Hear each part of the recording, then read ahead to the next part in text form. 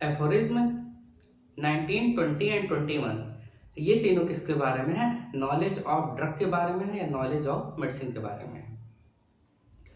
जहां पर हम लोग 19 एफोरिज्म में पढ़ते हैं कि जो क्यूरेटिव पावर होती है हमारे मेडिसिन के अंदर या क्यूरेटिव जो एनर्जी होती है हमारे मेडिसिन के अंदर, वो हिडन होती है। किसके? मेडिसिन के अंदर हिडन होती है। और जो क्यूरेटिव पावर क्या होती है? वो हेल्थ में जो चेंजेस करवाए, हेल्दी स्टेट में जब पर्सन हो उसके अंदर जब प्रूविंग किया जाए जो जो चेंजेस प्रोड्यूस करवाए, वही उस मेडिसिन की क्या हो जाती है? क्यूरेटिव पावर हो जाती है। तो एफोरिज्म 19 में हम लोग जो लाइन पढ़ते हैं वो क्या पढ़ते हैं? तो देखो, that their curative power must be solely to this power they possess of altering man's state of health. जो स्टेट ऑफ हेल्थ को चेंज करने की पावर होती है मेडिसिन की, वही उसकी डिजीज क्यूरेटिव पावर होती है, वही उस मेडिसिन की क्यूरेटिव पावर होती है। ये एफोरिज्म हम लोग 19 में पढ़ते हैं। फिर एफोरिज्म 20 में हनुमान सर कहते हैं कि ये जो चेंजेस प्रोड्यूस करने की पावर है हमारी मेडिसिन के अंदर, इसे हम रीजनिंग के थ्रू नहीं समझ सकते। हम इसे सिर्फ बातें करके लॉजिकली नहीं समझ सकते, या फिर ऐसा नहीं कह सकते कि ये जो टमाटर है लाल कलर का है तो ये खून पे एक्ट करने वाली होती है, जिससे हम लोग डॉक्ट्राइन ऑफ सिग्नेचर पढ़ते हैं जैसे। तो हाँ, वो हम लोग को भले हेल्प करता है एक तरीके से समझने के लिए, मेडिसिन याद करने के लिए ऐसे ऐसे वर्क करता है, लेकिन सिर्फ रीजनिंग के थ्रू नहीं समझ सकते कि चुकंदर खाने से ब्लड पे एक्ट करने वाली मेडिसिन हो जाएगी, ऐसा नहीं होता। ठीक है, ये चीज हनुमान सर 20 एफोरिज्म में कहते हैं कि हम रीजनिंग के थ्रू मेडिसिन की पावर को नहीं समझ सकते। हमें समझने के लिए क्या करना पड़ेगा? उस मेडिसिन को एक हेल्दी प्रूवर के ऊपर प्रूफ करना पड़ेगा। ठीक है, तो उसमें देखो आखिरी लाइन क्या लिखी थी कि एक्सपीरियंस ऑफ फिनोमेना। ये मेडिसिन का जो क्यूरेटिव एक्शन है ये एक्सपीरियंस ऑफ फिनोमेना है। जो पूरा फिनोमेना है उसका सिर्फ और सिर्फ एक्सपीरियंस है। ये एफोरिज्म 20 में पढ़ते हैं। ठीक है, और मेडिसिन कैसे कैसे प्रूव होती है तो उसके लिए हनुमान सर बताते हैं कि जब हम लोग 105 टू 145 एफोरिज्म पढ़ते हैं, वहां पर हम लोग रियलिटी पढ़ते हैं कौन कौन सी टर्म होती है, कौन कौन सी कंडीशन होती है, मेल फीमेल दोनों पर करना है, कैसे प्रूव करना है। ये 105 टू 145 एफोरिज्म में पढ़ते हैं, जहां पर हम लोग 110 एफोरिज्म जो है 110 एफोरिज्म वहां पर पढ़ते हैं रूडिमेंट्री मेटेरियल का, कि जब कोई एक्सीडेंट हो जाए, जैसे कोई अच्छा धतूरा खा ले, स्ट्रोमोनियम खा ले सडनली, उसके बाद उसके अंदर सिम्टम आने लगे, तो वो एक्सीडेंटल प्रूविंग होती है, तो वो रूडिमेंट्री मेटेरियल का होती है। ठीक है, तो ड्रग की जो हमें रियल पावर जानने हम लोग रीजनिंग के थ्रू नहीं समझ सकते। उसको कैसे समझेंगे? जब तक वो किसी हेल्दी स्टेट से चेंज ना करे मेडिसिन। ये चीज हम लोग पढ़ते हैं फ्रोजन 19 है 20 में, जहाँ पे 20 में हनुमान सर कहते हैं कि इसे हम रीजनिंग के थ्रू नहीं समझ सकते। हमें समझने के लिए क्या करना पड़ेगा? एक जो हेल्दी इंडिविजुअल है उसको ऊपर प्रूफ करना पड़ेगा। ठीक है, तो एफोरिज्म 21 में हनीमैन सर यही समझाते हैं जो कि हम लोग पढ़ते हैं। Now as it is undeniable that curative principle in medicine is not in itself perceptible. ठीक है, डिनाइबल मतलब जिसे डिनाई किया जा सके या जिसके ऊपर संदेह हो, अनडिनाइबल जिसके ऊपर संदेह किया ही नहीं जा सकता। तो क्या नहीं किया जा सकता संदेह? कि जो क्यूरेटिव प्रिंसिपल होता है मेडिसिन के अंदर, जो क्यूरेटिव एनर्जी होती है एक मेडिसिन की, हमने क्या बोला था, जैसे हम लोग वाइटल प्रिंसिपल पढ़ते हैं वही वाइटल एनर्जी होती है, वही पावर होती है, वही एनर्जी। तो वैसे यहाँ पर भी है कि ये एक ऐसा फैक्ट है जिसे डिनाई नहीं किया जा सकता। क्या? कि जो क्यूरेटिव एनर्जी होती है मेडिसिन की वो क्या होती है? Is not in itself perceptible. उसे खुद से परसीव नहीं किया जा सकता, समझा नहीं जा सकता। And as in pure experiment with medicine conducted by the most accurate observer, nothing can be observed that can be constitute the medicine or remedy except the power of causing distinct alteration of the state of health of the human body। कि ये जो pure experiment करते हैं, जो कि drug proving हम लोग पढ़ते हैं 105 टू 145 में, ये जो प्योर एक्सपेरिमेंट है विथ मेडिसिन, मेडिसिन के साथ में जो प्योर एक्सपीरियंस करते हैं, conducted by the most accurate observer, जिसे एक एक्यूरेट ऑब्जर्वर ऑब्जर्व करता है। तो वहां पर जब हम लोग 105 एफोरिज्म के आगे पढ़ना शुरू करते हैं तो वहां पर पढ़ते हैं कि आइडियलिस्टिक प्रूवर क्या होता है, हमारा फिजिशियन कैसा होना चाहिए। ठीक है, तो वहां पर है ये सारी चीजें कि जो हम लोग प्योर एक्सपेरिमेंट करते हैं मेडिसिन के साथ में, conducted by the most accurate observer, जिसे कंडक्ट किसने किया था, एक एक्यूरेट ऑब्जर्वर ने। नथिंग कैन बी ऑब्जर्व, वहां पर कुछ भी ऑब्जर्व नहीं करना।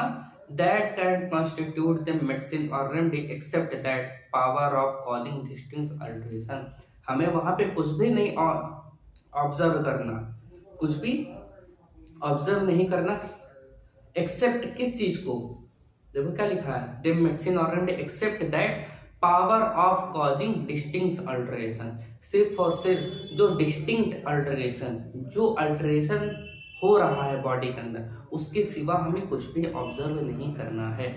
ठीक है, तो क्या लाइन लिखी गई है, नथिंग कैन बी ऑब्जर्व, कुछ भी ऑब्जर्व नहीं करना है, that can constitute the medicine और remedy except that power of causing alteration in the state of health of the human body, जो ह्यूमन बॉडी के अंदर जो स्टेट थी उससे जो अल्टरेशन हुआ, सिर्फ उसके सिवा कुछ भी ऑब्जर्व नहीं करना है हमें। किसमें, जब हम एक मेडिसिन का प्योर एक्सपेरिमेंट कर रहे होंगे in the presence of accurate observer. ठीक है, comma and particularly in that of the healthy individual, और स्पेशली कब इस चीज पे ध्यान देना है, जब हेल्दी इंडिविजुअल पे करने होंगे, comma and of exciting him in various definite morbid symptom, और जो एक्साइट करते हैं इन हिम उसके अंदर वेरियस डेफिनेट मॉर्बिड सिम्टम, जो डेफिनेट अलग अलग तरीके के जो मॉर्बिड सिम्टम प्रोड्यूस हो रहे होंगे, सिर्फ और सिर्फ उसी चीज को नोट करना है।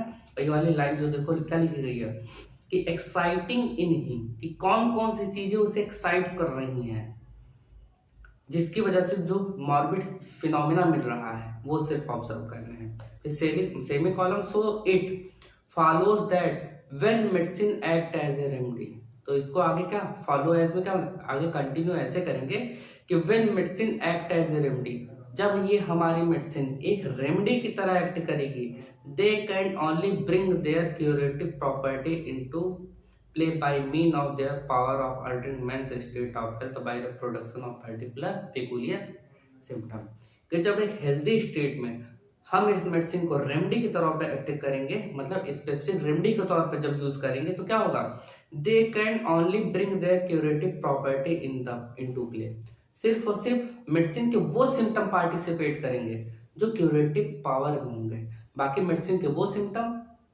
जो कि उस पेशेंट के टोटलिटी नहीं मैच कर रहे होंगे वो पार्टिसिपेट नहीं करेंगे किस चीज में, क्योर करने के प्रोसेस में। तो ऐसे समझते हैं एक मेडिसिन 100 सिम्टम प्रोड्यूस करती है, बट हमारे पास जो पेशेंट आया वो 10 सिम्टम ही बता रहा था, तो जब हम 100 सिम्टम वाले मेडिसिन को देंगे तो सिर्फ जो 10 सिम्टम होंगे ना, उस मेडिसिन के 10 सिम्टम होंगे, वही क्यूरेटिव प्रोसेस में एक्ट करेंगे, बाकी जो 90 सिम्टम बचे वो उस हेल्दी इंडिविजुअल के ऊपर एक्ट नहीं करेंगे। तो वही लाइन लिखी गई है कि so it follow that when medicine act as a remedy, जब मेडिसिन एक रेमेडी की तरह एक्ट करती है, they can only bring their curative property, सिर्फ और सिर्फ तब वो अपनी क्यूरेटिव प्रॉपर्टी कौन सी प्ले करेगी, into play by mean of their power of altering men's state of health by production of peculiar या particular symptom, semicolon, and that therefore we have only to rely on the morbid phenomena, सिर्फ और सिर्फ हमें rely किस चीज पे करना है, we have to rely on the morbid phenomena, ये जो बीमारी का पूरा फिनोमिना है, तो मॉर्बिड का फिनोमिना है या डिजीज फिनोमिना है, उसमें हम डिफरेंट स्टेज पे मेडिसिन देते हैं। तो हनुमान सर आगे जगह जगह लिखते हैं डिजीज स्टेट या मॉर्बिड स्टेट, और जो पूरा का पूरा प्रोसेस होता है उसे फिनोमिना बोलते हैं। तो यहाँ पे क्या लिखा है, we have only to rely on the morbid phenomena, हमें सिर्फ और सिर्फ किस चीज के ऊपर रिलाई करना है, ये जो पूरा मॉर्बिड फिनोमिना वो मेडिसिन जो प्रोड्यूस कर रहे हो उसके पूरे फिनोमिना पे हमें क्या करना है, डिपेंड करना है, which the medicine produce in the healthy state, जो कि उस मेडिसिन प्रोड्यूस किया था कब, हेल्दी स्टेट में, एज द सोल पॉसिबल, सिर्फ और सिर्फ यही एक तरीका है किस चीज का, revelation of their indwelling curative power, जो क्यूरेटिव पावर जो क्यूरेटिव एनर्जी है मेडिसिन की, सिर्फ और सिर्फ यही एक solely only mere possible revelation है, सिर्फ और सिर्फ इसी तरीके से वो मेडिसिन बता सकती है कि वो कौन कौन से फिनोमिना को एक्सप्रेस कर रहे हैं। तो वो फिनोमिना कैसे हम लोग समझेंगे, ड्रग प्रूविंग के थ्रू समझेंगे। कॉमा किस चीज में, इन ऑर्डर टू लर्न, ताकि हम समझ सके क्या, वार डिजीज प्रोड्यूसिंग पावर, ये जो लाइन है अंडरलाइन कर लेना, कि जो जो डिजीज प्रोड्यूसिंग पावर होती है एक मेडिसिन की, यही डिजीज क्यूरेटिव पावर होती है। तो हम लोग बहुत सारी जगह ये लाइन पढ़ते हैं, disease producing power is the disease curative power of medicine. इसका क्या मतलब हुआ, जब हेल्दी स्टेट में जो मेडिसिन डिजीज प्रोड्यूस करेगी, वही डिजीज स्टेट में सेम मेडिसिन क्यूरेटिव प्रोसेस लेकर आती है, ठीक है। And at the same time what disease curing power, और उसी समय क्या समझेंगे, यही डिजीज क्योरिंग पावर है, comma each individual medicine possess, जो हर एक मेडिसिन पजेस करती है। तो हर एक मेडिसिन क्या पजेस करती है, disease producing power and disease curative power. Disease producing power हमें कैसे समझ में आएगा, जब एक हेल्दी प्रूवर के ऊपर हम लोग प्रूविंग करेंगे, और डिजीज क्योरिंग पावर जो होती है, डिजीज को ठीक करने की जो एनर्जी होती है मेडिसिन की, वो हमें तब समझ में आती है जब आप डिजीज इंडिविजुअल के ऊपर हम लोग उस मेडिसिन को देते हैं। ऐसा में रेफर्जन 19, 20, 21 में हम लोगों ने पढ़ा क्या, रेफर्जन 19 में हनीमैन सर कहते हैं कि जो हमारी मेडिसिन है, इसके अंदर जो क्यूरेटिव पावर होती है वो क्या होती है, जो चेंज वो प्रोड्यूस करवाती है बॉडी के अंदर। रेफर्जन 20 में हनीमैन सर कहते हैं तो ये जो चेंजेस हैं, इसे हम रीजनिंग के थ्रू नहीं समझ सकते कि डिजीज क्या क्या ठीक कर सकती है, हमें उसके लिए एक्सपेरिमेंट करना पड़ेगा, ठीक है।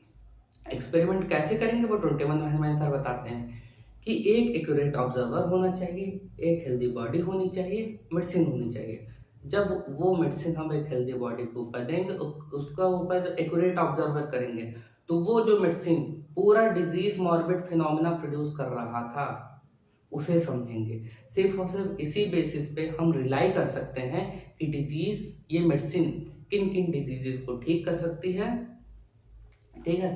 तो उसी को क्या बोलते हैं, डिजीज प्रोड्यूसिंग पावर, और वही हमारी क्या हो जाती है, डिजीज क्योरिंग पावर।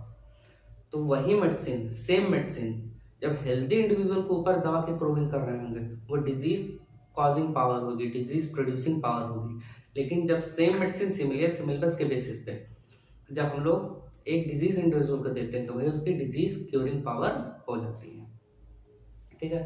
तो जब 19, 20, 21 किसके बारे में है, नॉलेज ऑफ मेडिसिन, ड्रग की क्या समझना चाहिए। तो हमें ड्रग में क्या समझना चाहिए कि डिजीज क्योरिंग जो पावर होती है वही डिजीज प्रोड्यूसिंग पावर होती है।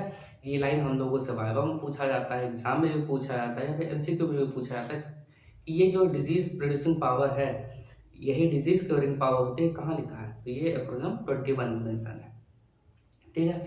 हम लोग रीजनिंग के थ्रू नहीं समझ सकते किसी मेडिसिन के अंदर क्या क्या क्यूरेटिव पावर है, तो वो एफ्रोजम 20 में है।